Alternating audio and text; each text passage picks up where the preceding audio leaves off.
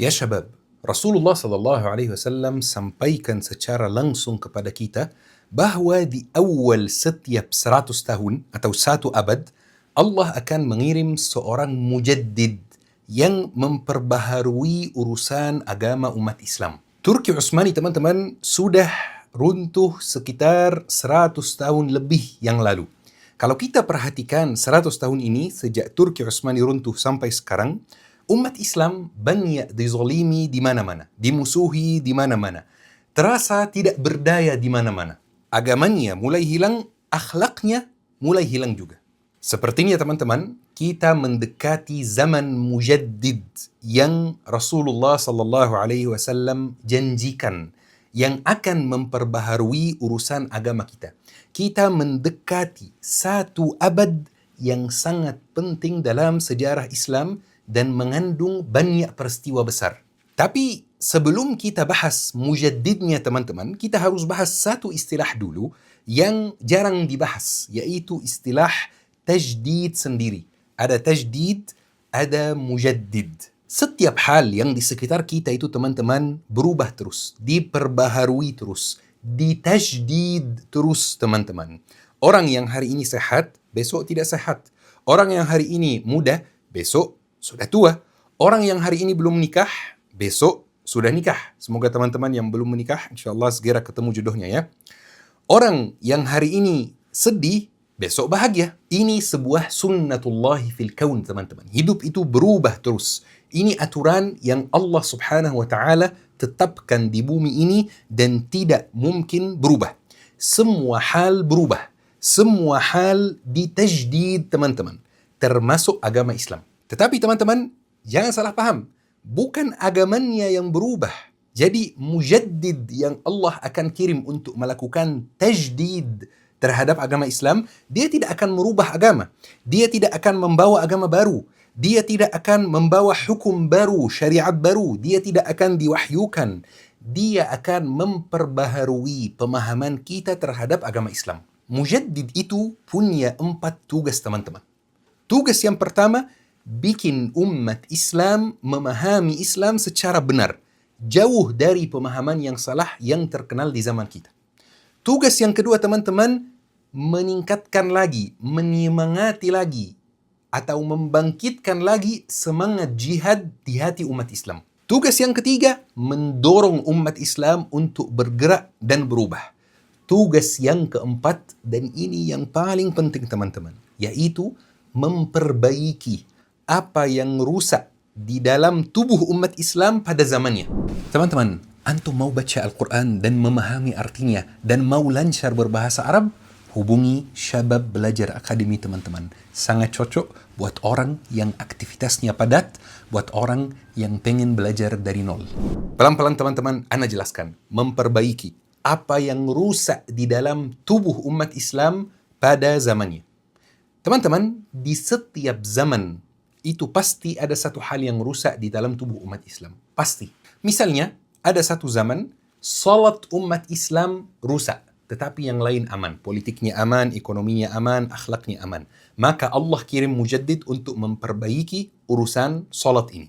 Ada satu zaman, salatnya aman, tetapi politiknya tidak aman. Ekonominya tidak aman. Maka Allah kirim seorang mujaddid untuk memperbaiki urusan politik dan ekonomi umat Islam.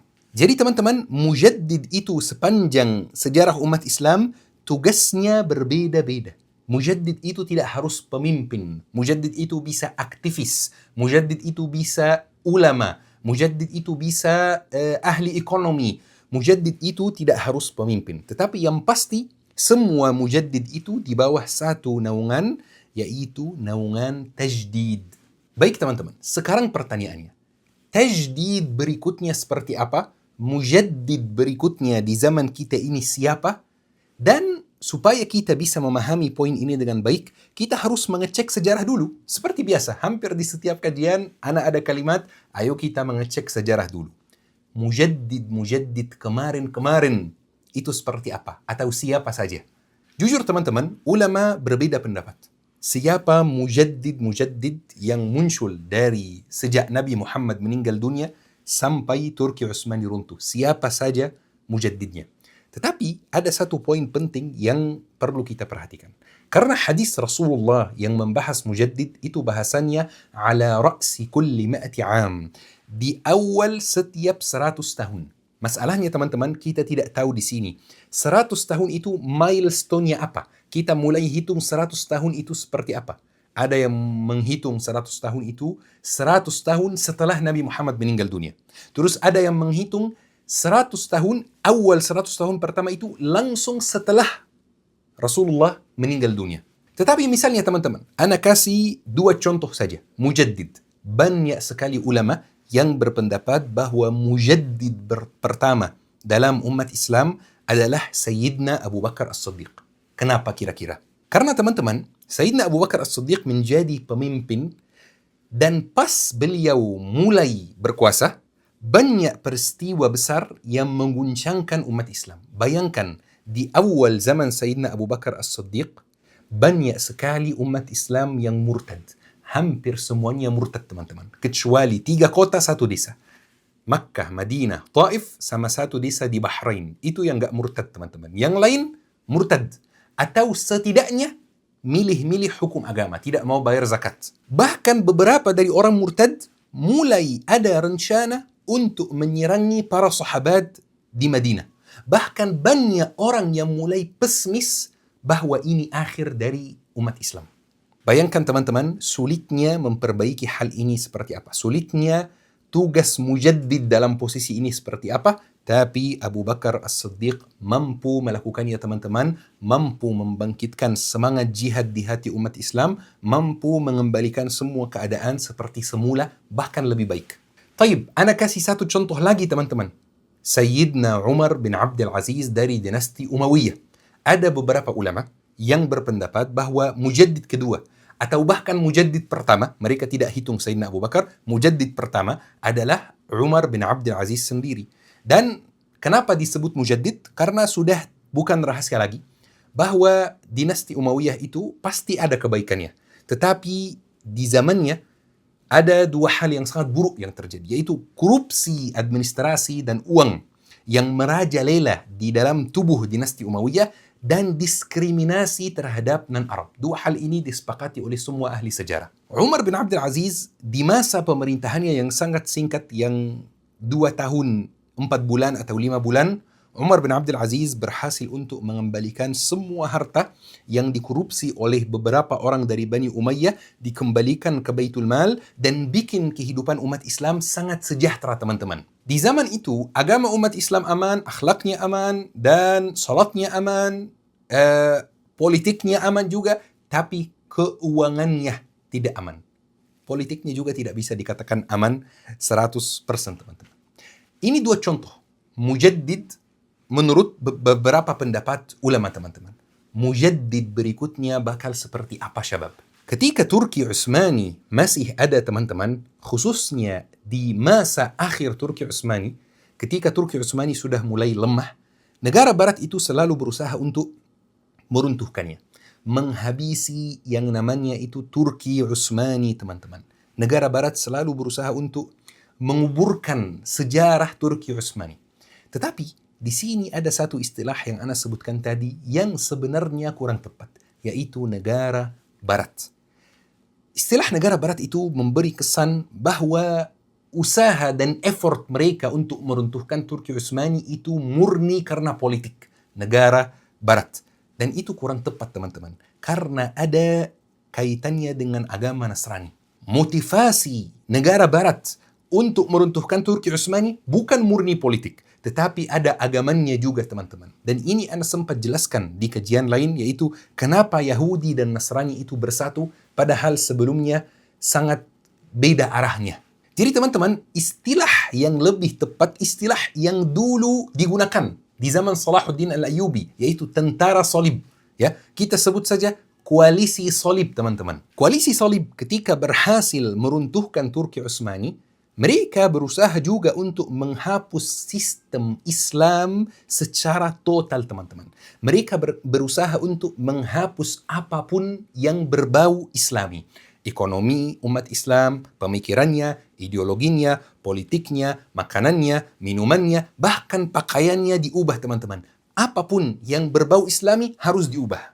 Tetapi yang lebih bahaya, mereka mengganti konsep umat dengan konsep national state, teman-teman. Mereka menuduh Turki Utsmani, mereka menuduh politik Islam, bahwa politik Islam itu tidak menghormati etnis, tidak menghormati kedaulatan negara. Dan Turki Utsmani itu bikin negara lain, negara muslim lainnya, tidak berdaulat. Makanya mereka merubah konsep umat jadi konsep national state, yaitu negara-negara yang kita lihat sekarang, negara-negara kecil yang tidak bersatu. Seperti contohnya Timur Tengah, teman-teman. Ada Saudi, Qatar, Uni Arab Emirates, Bahrain, dan lain-lain. Satu budaya, satu tradisi, satu agama, semuanya 11-12, teman-teman. Tetapi dipecah belah sama Barat. Dijadikan negara-negara kecil supaya Barat, supaya koalisi tersebut mudah menyeranginya dan mengelolanya, teman-teman. Jadi mereka menghapus konsep umat, konsep satu harga diri, satu kehormatan, satu visi, satu misi. Jika ada satu musuh yang menyerangi satu negara muslim, maka negara muslim yang lain selalu membantu menyerangi, membantu menjaga saudaranya. Ketika ada satu negara muslim yang diserangi, mungkin negara muslim lainnya ikut sedih. Tapi tidak begitu sedih, teman-teman. Kenapa? Karena penyerangan tersebut tidak terhadap state-nya sendiri, tapi terhadap state orang lain, state saudara. Bukan satu umat. Mereka hapus konsep umat, teman-teman. Jadi teman-teman, sejak Turki Utsmani runtuh, umat Islam mengalami kemunduran yang luar biasa. Dan di sini letak pentingnya mujaddid, teman-teman. Allah Subhanahu wa taala menetapkan satu sunnah, satu aturan di bumi ini yang namanya sunnatut tadawul, teman-teman. Perhatikan ayat ini. Allah Subhanahu wa taala berfirman di surat Ali Imran ayat 140, "Wa tilkal ayyamu nudawiluha bainan nas wa liya'lam Allahu alladhina amanu wa yattakhidha minkum syuhada wallahu la yuhibbuz zalimin." Dan masa kejayaan dan masa kehancuran kami pergilirkan antara manusia agar Allah mengetahui orang-orang yang beriman dan agar sebagian dari kalian dijadikan syuhada, dan Allah tidak menyukai orang-orang yang zalim. Kekuasaan, kejayaan, kehancuran itu dipergilirkan antara manusia. Tidak ada satu pun negara yang tetap kuat selamanya. Dan tidak ada satu pun negara yang hancur selamanya. Kekuatan, kekuasaan, kejayaan itu dipergilirkan antara manusia, teman-teman. Sekarang kalau kita bertanya, siapa yang memimpin dunia ini? Siapa yang punya ekonomi yang paling kuat? Siapa yang menguasai tradisi, budaya, gaya hidup seluruh orang yang hidup di muka bumi ini? Siapa yang punya senjata nuklir? Jawabannya adalah koalisi tersebut. Negara barat, teman-teman. Tapi sekarang, teman-teman, kejelekan peradaban barat itu sudah terbongkar di depan umum, teman-teman. Dulu, mungkin 15 tahun yang lalu, 20 tahun yang lalu, ketika ada satu negara barat yang namanya disebutkan di depan kita, yang muncul di benak kita apa? Yang muncul di benak kita itu rasa kagum. Yang muncul di benak kita itu jalan yang lurus, yang bersih, yang luas, negara yang teratur, yang rapi, dan lain-lain. Tetapi sekarang, teman-teman, ketika ada satu negara barat yang namanya disebutkan di depan kita, yang muncul di benak kita itu adalah support mereka terhadap penjajahan. Dukungan mereka terhadap pelaku genosida. Dukungan mereka terhadap pembunuh anak kecil di Gaza. Makanya, teman-teman, kita, masing-masing dari kita, setiap orang muslim, harus berterima kasih kepada mujahidin di Hamas. Kenapa? Karena mereka membongkar kejelekan peradaban barat itu di hadapan seluruh dunia. Bukan hanya di hadapan kita umat Islam. Makanya, teman-teman, ketika ada siapapun dia yang berusaha menjelekkan para mujahidin di Palestina, pesan ana, nasihat ana, tinggalkanlah dia sebanyak apapun ilmunya. Karena, teman-teman, tidak ada yang menjelekkan para mujahidin kecuali orang munafik. Atau memang orang yang memang ada rasa kebencian terhadap Islam. Jadi, teman-teman, kenyataannya sunnatut tadawul, kejayaan itu dipergilirkan antara manusia, yang disebutkan di dalam Al-Quran, wallahi sedang berlangsung di depan mata kita, teman-teman. Dan teman-teman, khusus mata saya mungkin ada yang bertanya. Alhamdulillah ini sedikit infeksi tapi ana membaik alhamdulillah. Baik. Kita lanjut teman-teman. Sekarang teman-teman, kalau kita lihat dan kita nilai dengan sangat objektif, Israel sedang hancur di depan mata kita. Kehancuran Israel itu sedang kita saksikan dengan mata kita sendiri. Antum tidak perlu melihat gedung pencakar langit di Tel Aviv di Israel hancur runtuh satu-satu supaya antum percaya bahwa Israel itu sedang hancur, teman-teman. Kehancuran Israel mulai dari dalamnya, mulai dari masyarakatnya sendiri, teman-teman. Kehancuran Israel itu mulai dari tahun 2023. Negara barat, khususnya di Eropa, banyak yang mulai tidak sesapor dulu terhadap Israel, tidak sedukung dulu terhadap Israel. Bahkan teman-teman, ana pernah mendengar satu kalimat dari pengamat politik yang nempel di otak saya, ana tidak bisa melupakannya. Kata beliau, Donald Trump, presiden Amerika yang sekarang, Donald Trump adalah presiden Amerika dengan pemahaman Zionis terakhir. Perhatikan kalimatnya, presiden Amerika dengan pemahaman Zionis terakhir.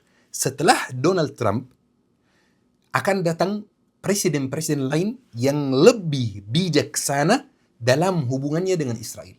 Karena warga Amerika Serikat sudah banyak yang sadar, sudah banyak yang tahu bahwa selama ini uang pajaknya yang dipotong dari gajinya digunakan untuk dikasih ke Israel, untuk membeli senjata yang membunuh anak kecil, untuk menjamin kesejahteraan warga Israel, sedangkan orang Amerika sendiri banyak yang nganggur, banyak yang hidupnya susah. Setelah negara Barat dan Amerika supportnya terhadap Israel mulai melemah, dan setelah Israel mulai merasa sendirian di Timur Tengah antara negara-negara Arab yang membencinya, dan setelah negara-negara Arab mulai mengikuti jejak Suriah dalam memilih presiden yang merepresentasikan masyarakat sendiri, akan mulai fase kelima dalam kehidupan umat Islam, teman-teman. Dan soal fase-fase ini sudah kita sebutkan sebelumnya, mungkin editor bisa tambahkan. Fase kelima, hukmul islami lil ard, Islam memimpin dunia ini. Atau dengan bahasa kosakata Rasulullah, khilafatun rasyidatun ala minhajin nubuwah. Khilafah yang diberi petunjuk oleh Allah atas minhaj kenabian. Disitulah teman-teman muncul mujaddid zaman kita insyaAllah. Mujaddid itu belum tentu Imam Mahdi, teman-teman. Belum tentu. Banyak yang mengira bahwa pemimpin umat Islam di akhir zaman itu jumlahnya satu. Cuman Imam Mahdi saja. Itu kurang tepat, teman-teman. Pemimpin Rashid, khilafah Rashidah gitu ya. Khulafa'ur Rashidin itu jumlahnya 12.